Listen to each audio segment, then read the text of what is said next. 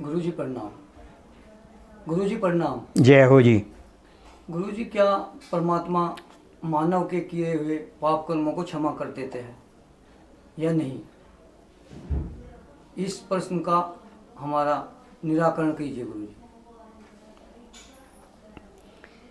नेकी राम जी का प्रश्न है कि क्या मानव के पाप कर्म परमात्मा समाप्त कर देता है, यही है जी? जी गुरुजी।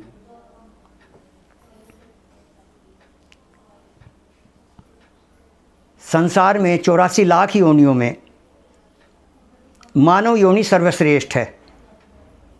क्यों सर्वश्रेष्ठ है?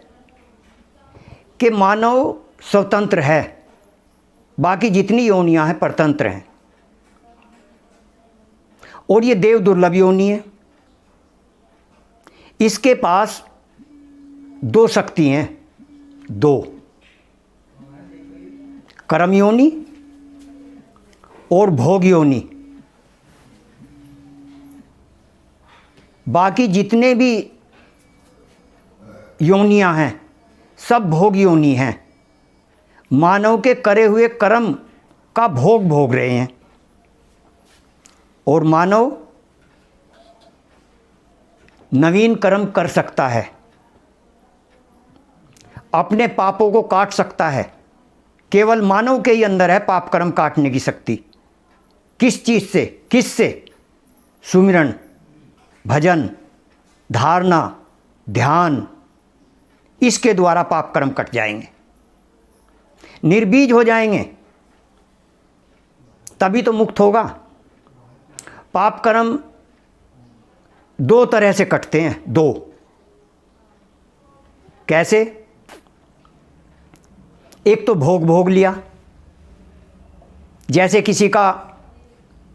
किसी ने हाथ तोड़ दिया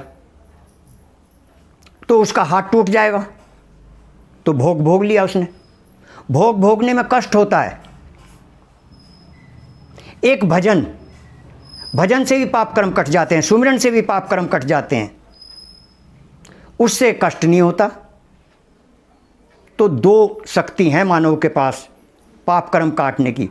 भोग भोग के काट लो या भजन से काट लो, वो अपनी श्रद्धा है। यदि कोई आदमी उतना भजन नहीं कर सकता जितना के पाप कर्म है, तो फिर उसको भोग भोगना पड़ेगा। श्री कृष्ण जी महाराज ने भी कहा गीता में, अर्जुन, मैंने तुझे वह ज्ञान दिया है, तू यदि पापियों से भी महापापी है, उन सब पापों को काट देगा। तो श्री कृष्ण जी महाराज गीता में बोल रहे हैं। एक बात और कही श्री कृष्ण जी महाराज ने,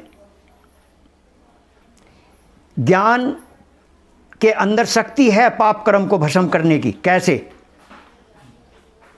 जैसे अग्नि ईंधन को भस्म कर देती है, इसी तरह से ज्ञान रूपी अग्नि पाप कर्म समाप्त कर देती है।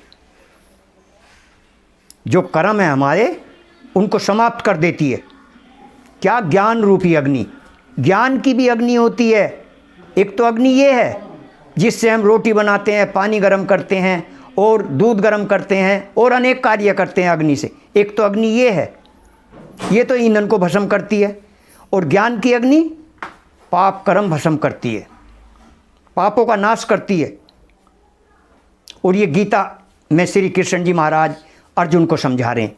और नेकी राम जी का भी यही प्रश्न है कि महाराज, क्या मानव के पाप कर्म कट जाते हैं? कट जाते हैं, तो सुमिरन करना चाहिए। अब वो सुमिरन क्या है, थोड़ा सुमिरन के बारे में भी कह दें। सुमिरन क्या है? श्री कृष्ण ने गीता में अनेक जगह कहा, निरंतर सुमिरन। निरंतर, निरंतर क्या है? निरंतर कहते हैं लगातार, तार ना टूट जाए। जो रात को सोते हुए भी मानव सुमिरन करता हो, जो बोलते हुए भी सुमिरन करता हो। अब ऐसा कौन सा सुमिरन है जो बोलते हुए भी सुमिरन कर रहा है?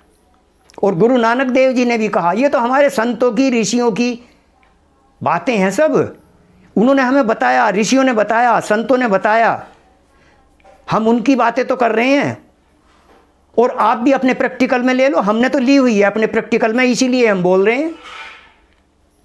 गुरु नानक देव ने कहा, उठत बैठत सोवत जागत नाम, कहे गुरु नानक सिद्ध भय सब काम। ये कह दिया सिद्ध भय सब काम, सारे कार्य ही सिद्ध हो जाएंगे। किससे? जो रात को उठत बैठत सोवत, जो सोते हुए में भी उठत बैठत सोवत जागत नाम, जो सोते में भी नाम का जाप करता हो, सुमिरन करता हो, उससे सब पाप कर्म आदमी के खत्म हो जाते हैं और मानव अपने लक्ष्य की प्राप्ति कर लेता है। प्रेम से बोलिए श्री सतगुरुदेव महाराज की जय।